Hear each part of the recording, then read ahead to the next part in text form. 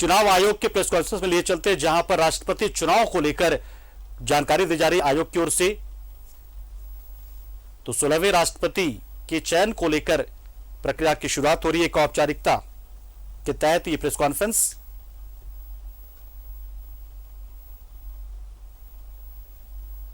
का मूल्य क्या होगा, क्योंकि जम्मू कश्मीर में विधानसभा नहीं है तो इसलिए सांसदों के वोट का मूल्य घटा है। दूसरा सवाल स्पेसिफिक है, कल राज्यसभा के चुनाव है, राज्यसभा में जो लोग जीत कर आएंगे वो भी राष्ट्रपति चुनाव में वोट करेंगे।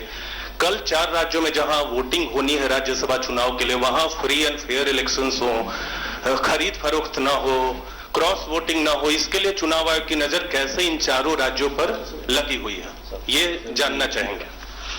आपके प्रश्न के 2 पक्ष हैं। पहला कि एमपीज के वोट की वैल्यू क्या होगी, तो वो वैल्यू है 700 पर MP. This was 708.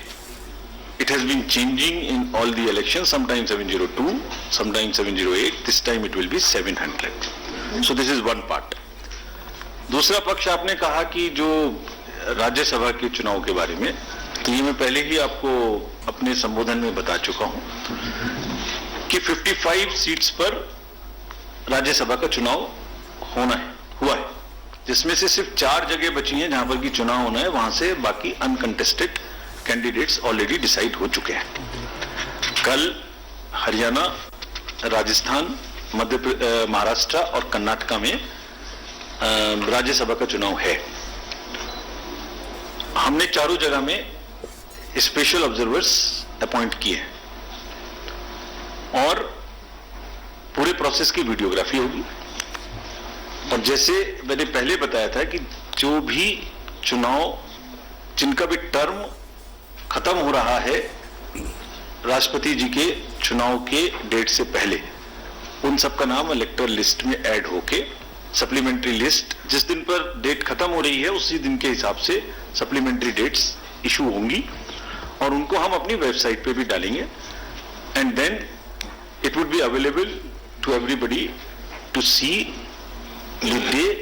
the date comes when they are kind of the vacancies happening on that particular. Rajeev ji, sir Sanjay Sharma हूं इंडिया न्यूज चैनल से। मेरा सवाल है सर, क्या सभी प्रदेशों के विधायकों के वोट समान होंगे या किसी स्टेट के विधायकों के वोट अलग अलग होंगे?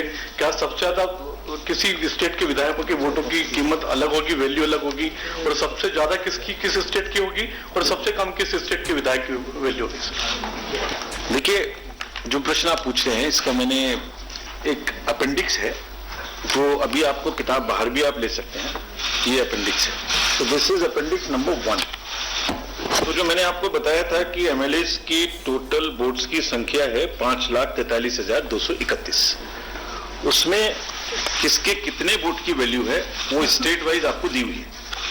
कितने उसमें एमएलए गण हैं और कितने उनकी वोट की वैल्यू है वो दी हुई है।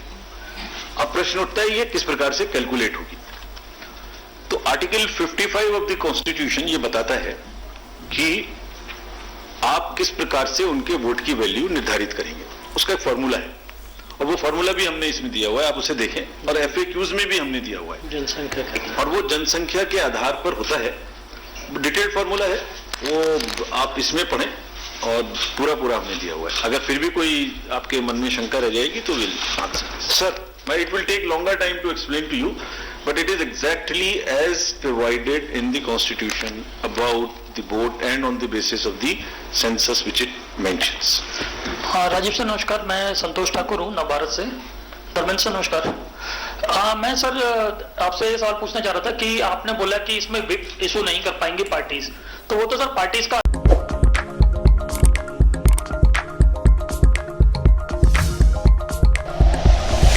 Like and share videos, subscribe करें हमारा चैनल और प्रेस करें बेल आइकॉन। न्यूज़ 11 भारत, सच है तो दिखेगा।